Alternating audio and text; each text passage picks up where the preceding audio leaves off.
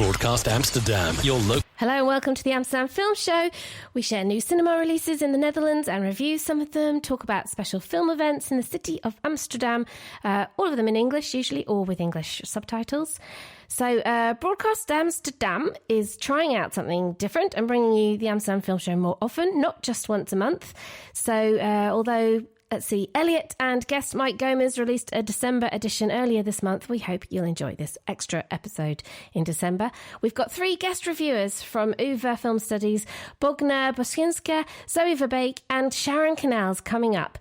We're social distancing today, so we're going to try and do a tag team thing with only 2 of them in the studio at the same time with me. I'm Central Kathy Leung, and I haven't done the Amsterdam Film Show for ages. Shout out to Kiko and Elliot who've been taking care of it. So what's on the show today? We've got mainly a review of Promising Young Woman, a new release on the 24th of December in Amsterdam cinemas. We're going to take a look back on 2020 in film and some film events in the city. Broadcast Amsterdam. Welcome to the studio, Bogna and Zoe. Hello, hello. Hi. Hello, your first time on the Amsterdam Film Show. Yes, that is true. I'm very excited. Yes. Now, thanks for going to see this film as the press version and the press screening. First of all, then, Bogna, tell us what you thought about the film and also what it's about. Okay, so basically the film is a story of this promising young woman played by Carey Mulligan. She's after this very traumatic experience that happened to her and her friend during medical school. And we see her just struggling with getting back to her regular life and then keeping up with this trauma. And well, my opinion on the film is I'm torn inside because I have to state something. I just love Carey Mulligan. She's one of my favorite actresses since The Great Gatsby and Drive, Shame, Inside Llewyn Davis. I love her because she has this superpower to kind of connect her soft and hard side. She's always this dimensional woman in every role that she takes. And I was very excited about this film because I haven't seen her as this leading female protagonist in a while, because she's always vis-a-vis this strong male protagonist and usually big names, Fassbender, DiCaprio, right? And well, with my excitement, with very high expectations, I went to see the film.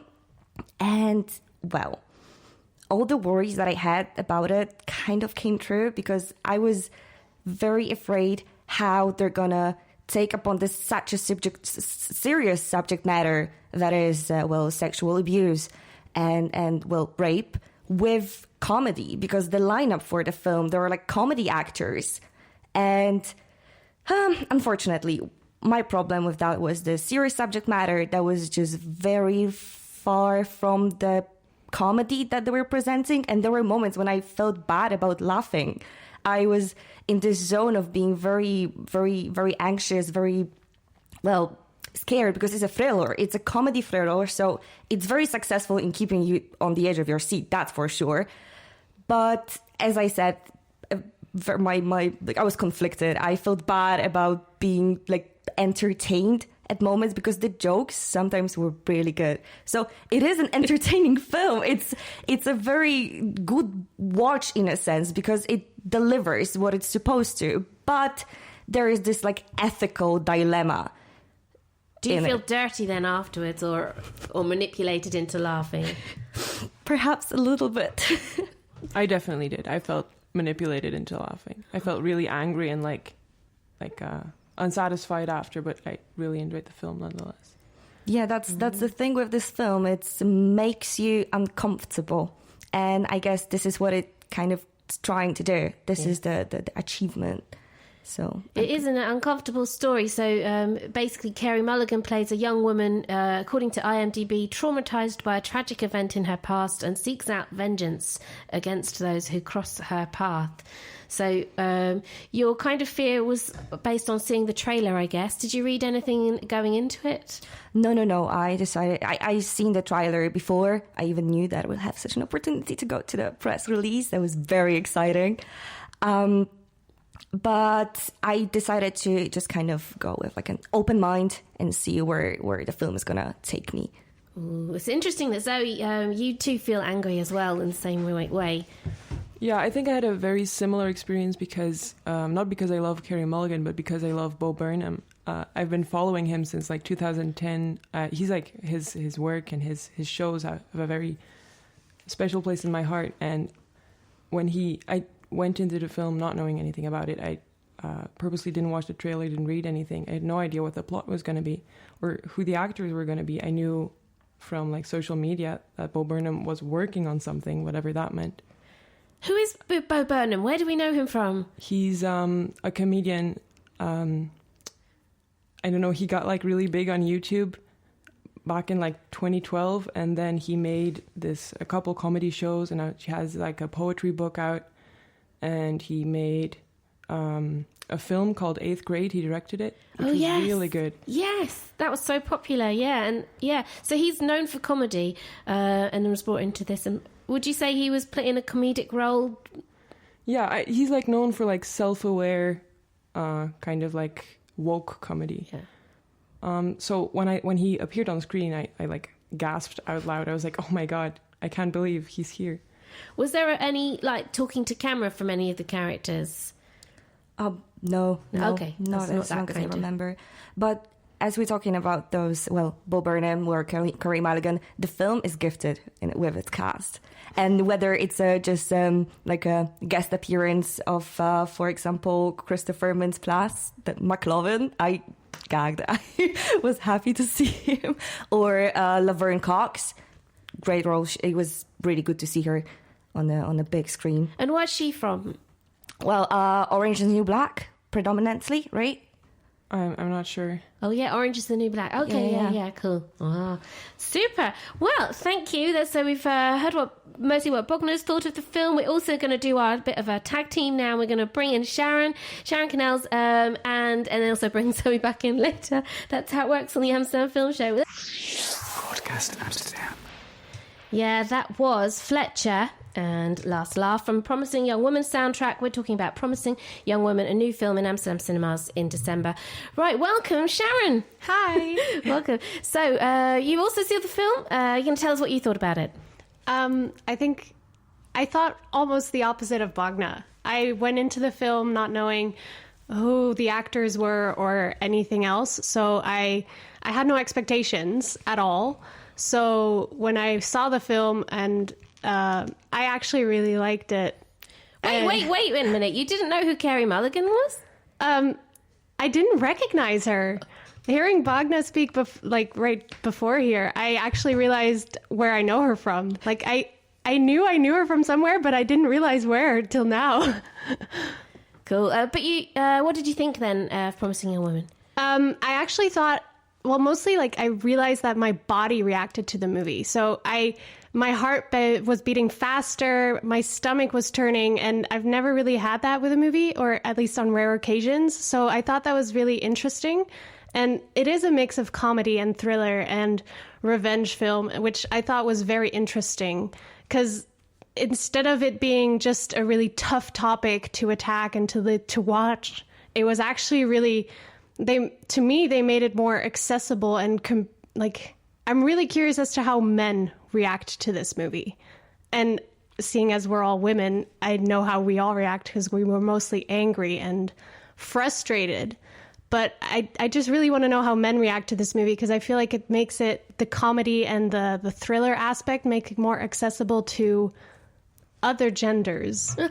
All right, yeah, more sick. Yeah. So depending on, I suppose, if you had a friend who was a male or a female, would that depend on whether you'd recommend the film to them? I think I would recommend it no matter the gender, because it was really interesting. And hearing Zoe speak before as well, I realized watching the cast list as well that it's a lot of comedians. I mean, Alison Brie as well is from Community, and the guy from New Girl, and I knew Chris Lowell, the guy who plays Al, from Veronica Mars, which isn't completely comedy, but it's still very it's more, Veronica Mars is more thriller as well. So I thought it was really interesting as well, looking at the cast list. And how does it play out, this revenge thriller?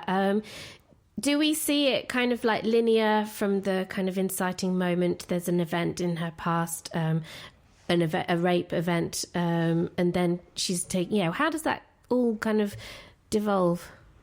Evolve. Well, I don't want to give any spoilers away or anything, but it's mostly so something happens in her past and you follow her in the present 7 years after the event, I think. Yeah. Mm-hmm. And you see her unravel, and not only unravel, but also try to pick herself up and try to recover from this event. But you don't know whether she completely succeeds or doesn't. Ooh. And would you say it's a film that is worth seeing at a cinema screen? Not that we may have the choice at the moment, but is there something special about this film that means rather than seeing it at home on your own or something? I'm not completely sure. I feel like seeing it in cinema made it more, because it's a bigger screen and the sound is more surrounding. You feel more inside the movie. You can live more with it, if that makes sense. Sure. But I think you could still watch it at home. Yes, but you might have a reaction, but no one will be there to see it. Exactly. I think it's completely worth watching it in the cinema because there are some really pretty shots. Like, I really like That's how true. the film was made. There are those like very, very symmetric kind of shots of where like her in the center, and the composition is just really nice, and this like bubblegum color palette, it really adds to like the even just visual experience of the whole film. Yeah, and it's written and directed by a woman. And Sharon, you also, like me, recognise this actress, Emerald Farrell, if I remember rightly. Let me just get this right. Yeah, Emerald Fennell.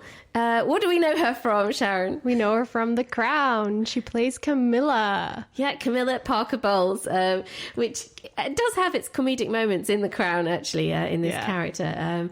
But yeah, what do you think? This is her first movie as a director and writer. I thought it was, well, what I read an article about how she wrote this story and felt like she really could more herself tell the story visually than others, because she could never really get others to understand what she wanted visually. And honestly, I feel like she succeeded, because visually, like Bogna says, it's very appealing. Like, it has these aesthetics that really work. So I really think like it's a good movie. For a first movie, it's really well done. All right. And a very specific vision, I suppose, that another director may not have been able to follow through on. So that's why, yeah, she's done it herself. Good on her. Cool. Thank you, Sharon. So we're going to... Broadcast Amsterdam. Cool, you're back with the Amsterdam Film Show on Broadcast Amsterdam Radio. Welcome back into the studio, Zoe. Zoe, tell us more about what you thought of Promising Young Woman. Much like Bogna, I think I felt very torn after coming out of the cinema, because I went in knowing nothing about it, but then I saw like people showing up, like Bo Burnham. I felt very happy, and then I realized what, like, as the story progresses, I realized more and more about how traumatizing the events were and what she was actually doing. And I don't know, I felt myself getting angry, or I felt very sad for what was happening. At the same time, I was enjoying the film, and I felt like guilty for enjoying like the aesthetics and the soundtrack. I felt guilty for like being grateful that I get to see, like, it's been like years since Bo Burnham did his last show, and I've been like waiting. So I was like, oh, finally, I get to see him again. I get to see him work on something again. And then he's like this character that you end up really hating. And I was like, oh, fuck, I'm not supposed to. Yeah, I don't know. So I felt really torn. I came out of the cinema, and I wrote some stuff down about what I thought about the film. And the first thing that I wrote down was like, I felt like I needed a trigger warning. Like I probably should have watched a trailer or something to prepare myself. Because I really enjoyed it, but it made me feel so many things that I wasn't ready to feel all at the same time. Yeah, for some people, it very much will need a trigger warning, dealing with sexual abuse and everything. Is it like a roller coaster ride, basically, then, with your emotions? Yeah. And music, has music got a lot to do with that? Is it used in that way in the film? I think the soundtrack is very strong. Yeah. Yeah, definitely. Like the music is really good. Absolutely. Like they made such good choices. And this song that we just heard, which is the Lillian Madeline, Can't Help the Way I Feel, you were saying in the break, you needed that moment with that music in the film. No, it's the next one, the Paris Hilton song. That's right, yeah. It's this scene where they're singing along and they're just like having fun in a pharmacy, and it's, I don't know, it's like so wholesome, and you think finally things are turning. I also felt like it's been so long since I've enjoyed Bo Burnham content. I deserve this moment of like watching him have fun. So yeah, that was a moment of rest where you're not like nauseous about what's happening. How do the men come across in general, I suppose, in this film? Simultaneous. I think you realize that the men in this film have been socialized a certain way, and they're not necessarily like, they don't necessarily think that women deserve sexual abuse or anything, but in the way they act, that is the only conclusion you can draw, is that women bring it on themselves. But it's not only the women that act that way, it's the men, it's the women as absolutely. well. And I thought that was really interesting because there was such normalized, like, how they were acting was so normalized, and it was so recognizable as well, especially in the beginning of the movie, the way men talked to women. I feel like they said things that all women have heard before. Like, it was so recognizable. Everything they said, I was like, I've heard that before. Yeah. And she like, people keep calling her crazy in the film, and the character's name is Cassandra, which is also very strong because everyone keeps telling her that she's crying wolf. Yeah. And I think it very much is portrayed as like a societal problem. It's not like, oh, all men are terrible. It's like everyone is socialized to believe that this is normal, and it's really not. It sounds like it's more than just entertainment. It's kind of quite thought-provoking. I thought it was. I thought, like, what I'm hearing from Bogna and Zoe as well is mostly that it's very contradictive, but I feel like that's what's powerful about this movie, because it's entertaining, but it's also bringing such subjects to mind and to conversations that you really want to talk about this movie with others, and you want to watch it together so that you can afterwards talk about it. That's brilliant, because I think then the more people talk about what's acceptable or what's not, or in those kind of terms, and our culture, rape culture and stuff, it sounds terrible to say these things, but if people don't talk about them, then maybe nothing will change. Exactly. Yeah, I think that's also why you have you can have such a visceral reaction to this film, because it feels so real, like you've been there. Yes. Gosh. And I suppose as a first-time director, Emerald Fennell. Yeah, Emerald Fennell. It's hard to say it. It's like a tongue twister. Emerald Fennell. I suppose she's one to look out for? Well, I'm really curious. I feel like this might have been a passion project for her. Yeah. And I'm really curious as to whether she has other passion projects. I mean, that would make sense, but I'm curious to see what she comes up with next. Yeah, I would love to follow her. Wrapping up on this film, Promising Young Woman, if you liked the sound of it, it will be available, I'm sure, at some stage, streaming or when the cinemas are open again. They've put it on hold for too long. It will be out there very soon if you like the sound of it, but generally recommend it. Absolutely. Really do. Broadcast Amsterdam. So you're back on the Amsterdam Film Show. So we're going to now take a look back on 2020.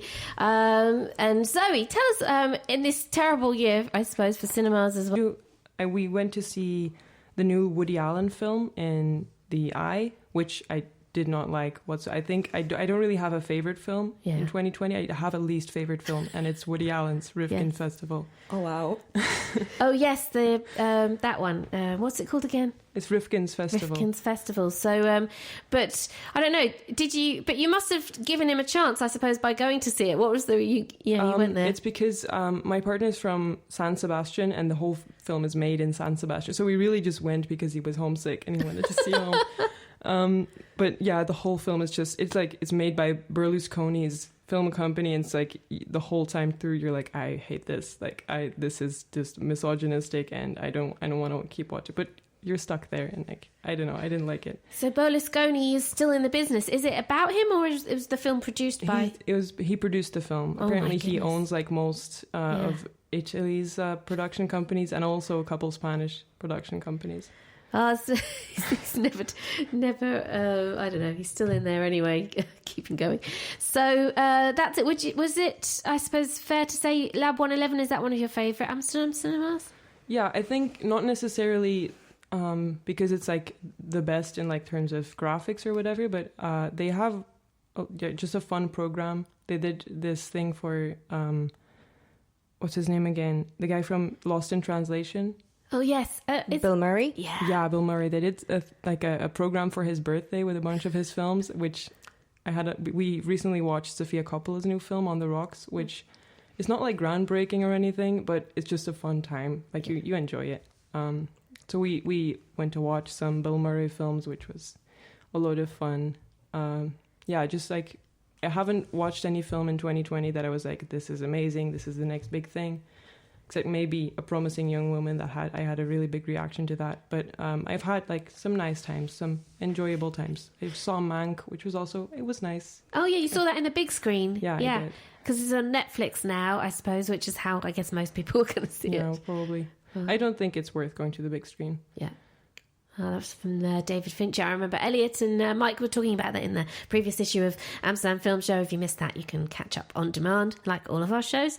Looking ahead to 2021, is there anything you're looking forward to, Zoe? There is this one film called The Unbearable Weight of Ridiculous Talent or something like that. And I don't know much about it, but I know that Nicolas Cage plays himself. Literally, it's like not like a biopic or anything. It's just like he's in there and he plays Nicolas Cage. That's the character, and I'm really looking forward to that. I think it's going to be hilarious. Oh, you see that sometimes, but the film is not about him. It's about something else's story. He's just in it playing himself. Yes, he is. Yeah, you do occasionally finding that. Was John Malkovich in Being John Malkovich? I can't remember. I think that's right. Every now and then, but perfect Nicolas Cage, and that he said yes. You know. I think he says yes to everything, honestly. It's true. But no, not a year goes by without at least one Nicolas Cage movie. So that's something for us all to be happy about. Yeah, I think so.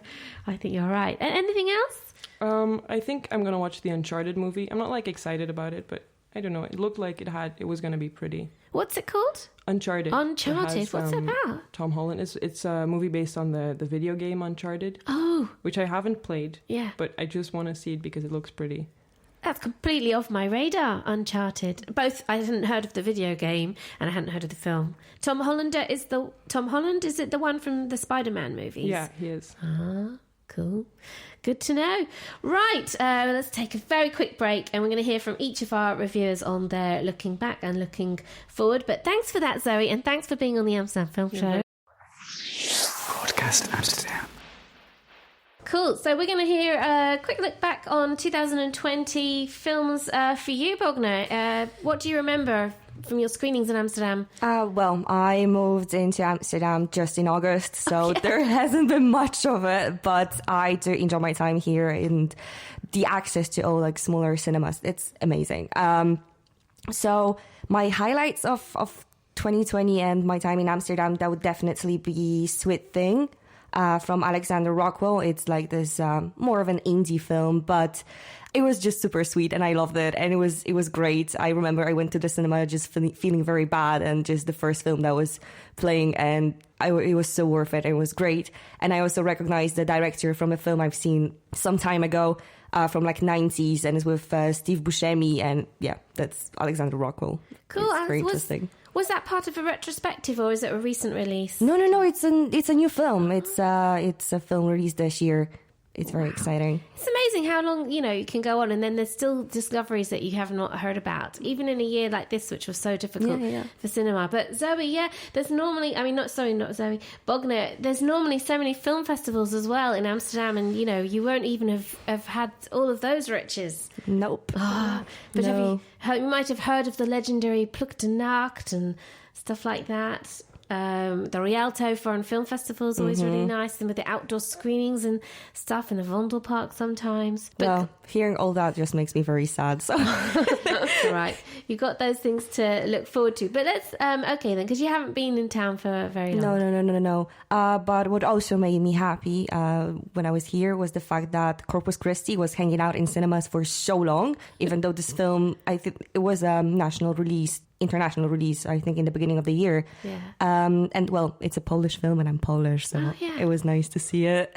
So you have seen that one with English subtitles here? Oh, you don't need them.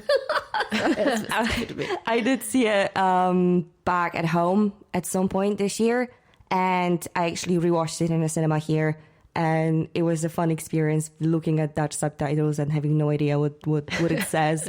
And there were those awkward moments when nobody laughed, but I did, because the joke was, I guess, wasn't translatable. So there was the Polish film I remember. It's a black and white one. Oh yeah, Ida or Cold War. Yeah, both of those. They've been very popular in Amsterdam, so they've had very good screenings in the past. So hang in there. I think there'll be lots of Polish cinema coming to Amsterdam as well for you. Hopefully, because it broadens my access to films, so I don't have to be limited to only English-speaking ones. Yeah. What are you looking forward to in 2021, Zoe, Bogna?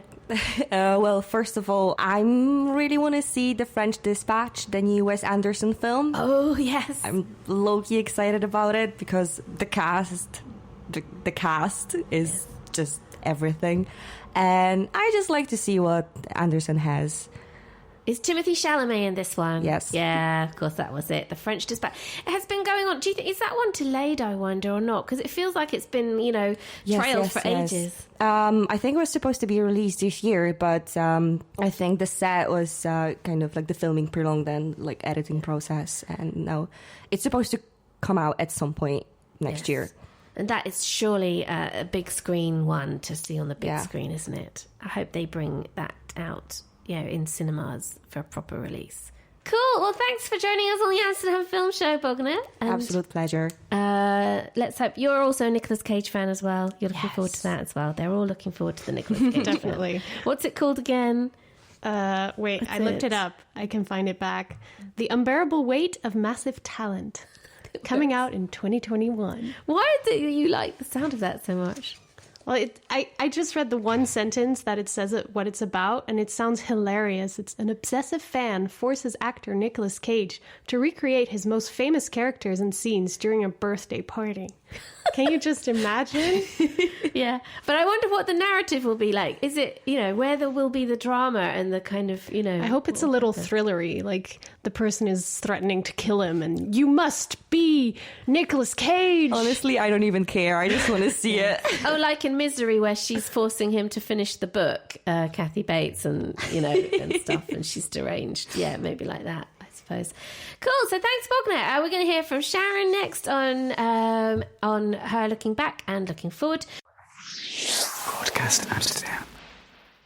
Looking backwards and forwards, and with Sharon looking back on 2020. What kind of films or local film events do you remember most in Amsterdam? I think, like most people, I didn't honestly go to that many cinema movies. I went to one Dutch one, which is called Alles is zoals het had moeten zijn, which was honestly not really great. It was just a really classic rom-com, very stereotype, and you knew what was going to happen. It was okay. That's very good Dutch, Sharon. Oh, I am Dutch. You are Dutch. Oh, yeah, because you're so fluent in English. It's hard to tell. So, okay, well, of course, then you're going to be fluent in Dutch. Well, that's useful because you'll be able to... There's not that many Dutch films that are broadcast or screened that have English subtitles.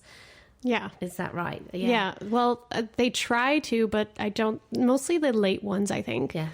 Yeah. Like the cartoons as well, they try to, but not that often. I think when it's Dutch, they just assume everybody who knows Dutch will watch that. And there are plenty of foreign language films that have English subtitles now, and you have CineX back and many other programs, but that tends to be, films from other countries that are subtitled with English, but not Dutch films, even though they are foreign to perhaps internationals living here. But that's interesting. But there is one big Dutch film actually coming out, which is a war film. Did you know about that? Yeah, I saw the posters in the city, and it's gotten me curious. Like, I want to watch the trailer, but at the same time, I like being surprised. So I think I might just watch the movie without watching the trailer. Yeah. That way I go in no expectations.